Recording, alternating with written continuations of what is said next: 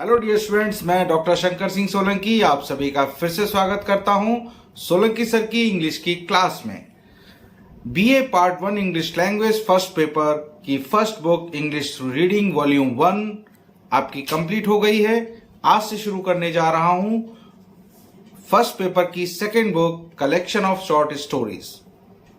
BA part 1 English language first paper की second book का first chapter a diamond necklace by Guy de Maupassant एक story है beautiful lady की। तो हम शुरू करते हैं इंग्लिश और हिंदी समरी के साथ। The story is a beautiful lady Mathilde. She was born in a poor family and get married with a clerk, works in a ministry of public interest.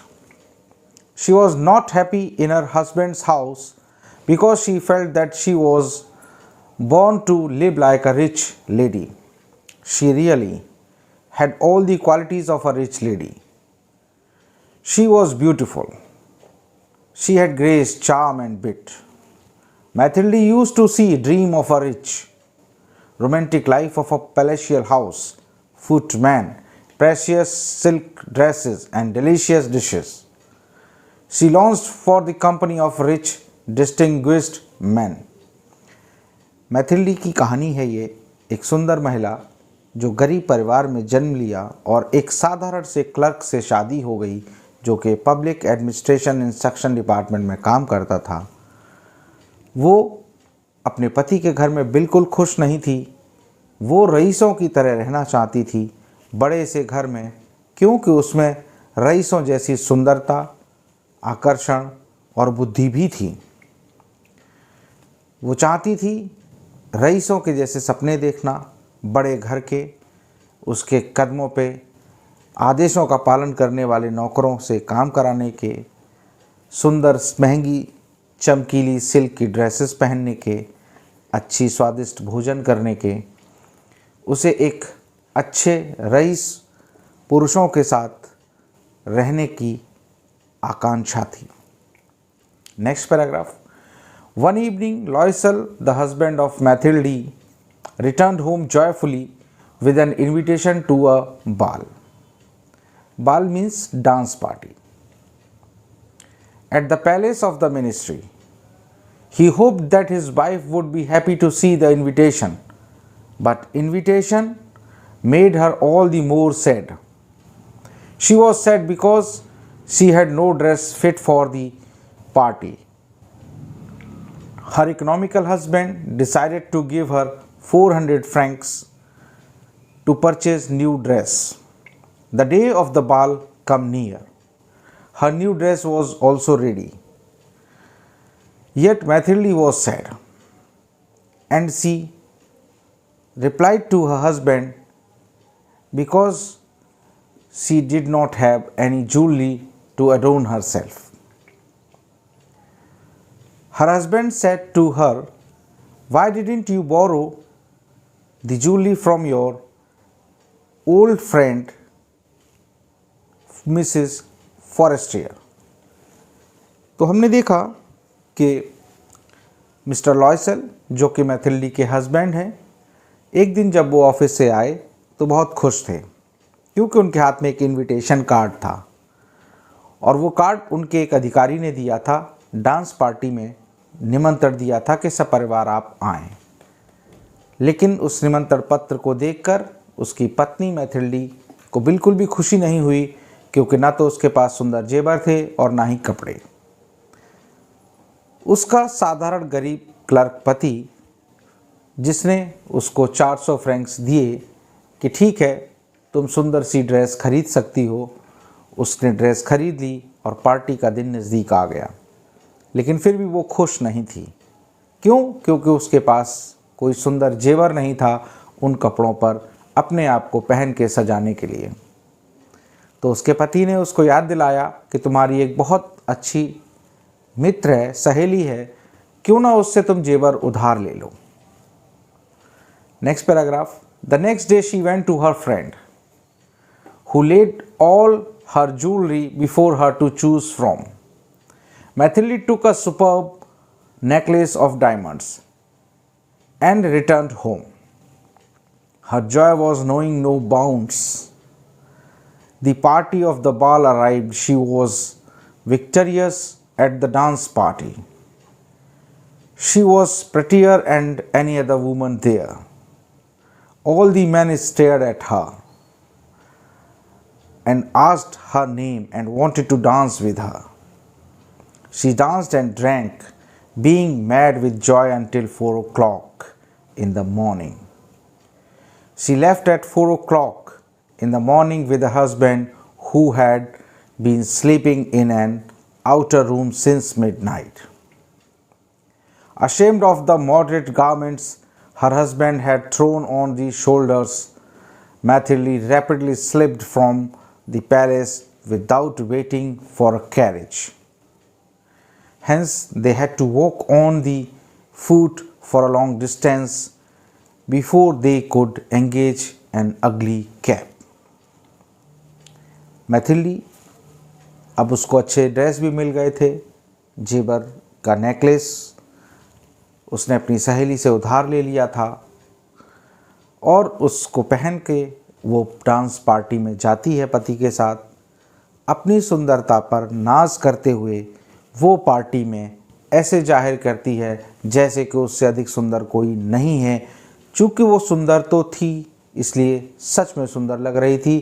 Party में व्यक्ति जितने भी थे सभी उसको घूर रहे थे, सभी उसके साथ डांस करना चाहते थे। वो खुशी में पागल नाचती रही सुबह के 4 बजे तक और उसका पति वहीं एक कमरे में सोता रहा। जैसे ही 4 बजे वो अपने पति के साथ घर के लिए रवाना हुई और खुशी के मारे नीचे तेज़ी से रोड पर आई तो उसने एक भद्दी सी कैब का इशारा किया। All was sad and gloomy again. When they reached their apartment, Mathilde stood before her glass to see herself once more in all her glory. But suddenly she uttered a cry. There was no longer a diamond. There was no longer the necklace around her neck. Immediately, search was started. In the day, the lost was reported to the police and newspapers. A reward was announced, but all in vain. At last, they had to buy a new one similar to that one, and its price was 36,000 francs, which they borrowed with a great difficulty and at high rate of interest. They took 10 years to pay the heavy debt. During the period, they lived a very hard and miserable life.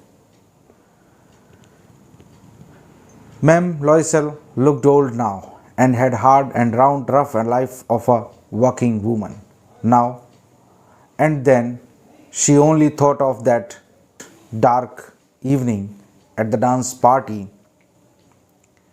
She wondered what her life would have been if she had not lost that necklace.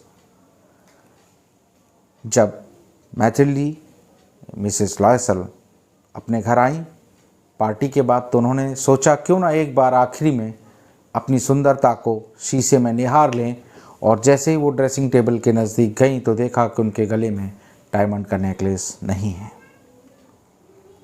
Mister लॉयसल और मैथिली दोनों बहुत परेशान हुए। उसको हर जगह ढूंढा, कहीं नहीं मिला। पुलिस में रिपोर्ट किया गया, इनाम रखा गया, लेकिन सब बेकार गया। फिर उन्होंने सोचा क्यों ना उसे वापस कर दिया जाए उसके जैसा कोई दूसरा हार खरीद कर। जब उसे वो खरीदने गए तो 36,000 फ्रैंक्स उसकी कीमत थी, जिसे कि उन्होंने बहुत अधिक ब्याज पर कहीं से उधार लिया था। उस नेकलेस की कीमत को चुकाने में उन्हें 10 वर्ष कठिन परिश्रम करना पड़ा, तब वो कर्जा अपना चुका पाए। और उस 10 वर्ष की कठिन परिश्रम में उसकी पत्नी मिसेस लॉयसल यानी कि मैथिली काफ़ी उम्र दराज हो गई और सुंदरता भी कम हो गई। और बार बार वो यही सोचती रहती थी कि काश अगर वो मेरा नेकलेस नहीं खोया होता तो मुझे अपना जीवन इतने कष्ट में नहीं बिताना पड़ता। In last One Sunday, when she was out for a walk, she saw Madame Forestier, who was still young, beautiful, and charming. When Madame Forestier recognized her friend, she was surprised at what was returned. Mathilde had undergone change since the day the necklace was returned. Mathilde told her friend all about loss of the disclosed that the necklace was an artificial and costing only 500 francs.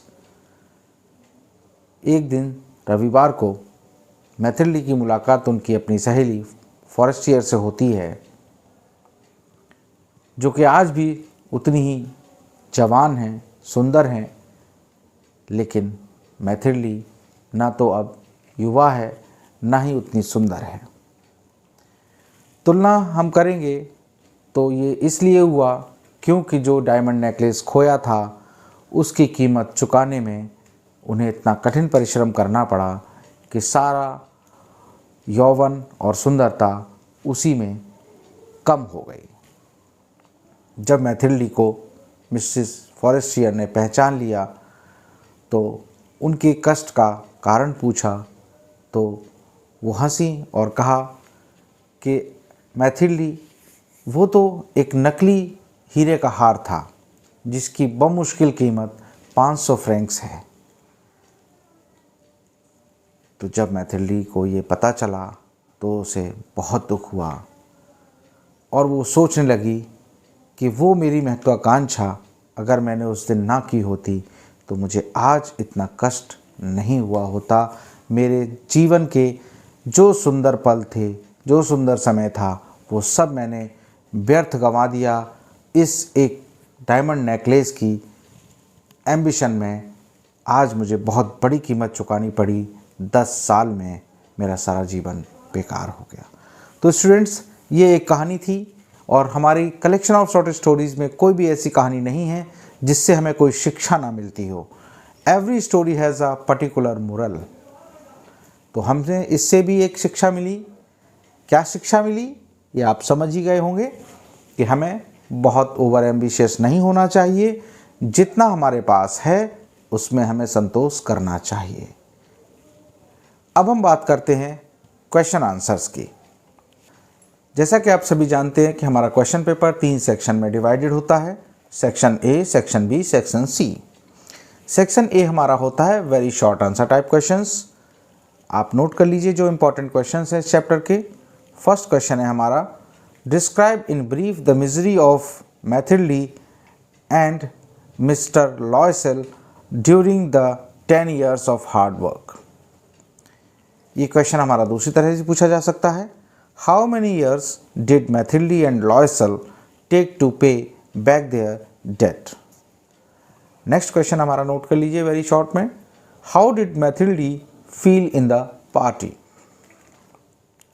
Next question है, what did Madame Loisel borrow from her friend in the diamond necklace? Madam Loisel और Mathilde से आप confuse मत हो। Loisel उसके husband का नाम है और मैथिल्डी उसकी पत्नी का। ठीक है, नेक्स्ट क्वेश्चन है हमारा, What did Mathilde Loisel launch for? इसी को दूसरी तरह से हम पूछ सकते हैं, Why did Mathilde borrow the diamond necklace? Short questions की हम बात करते हैं, सेक्शन बी। फर्स्ट क्वेश्चन है हमारा, Why was Mathilde shocked at the end?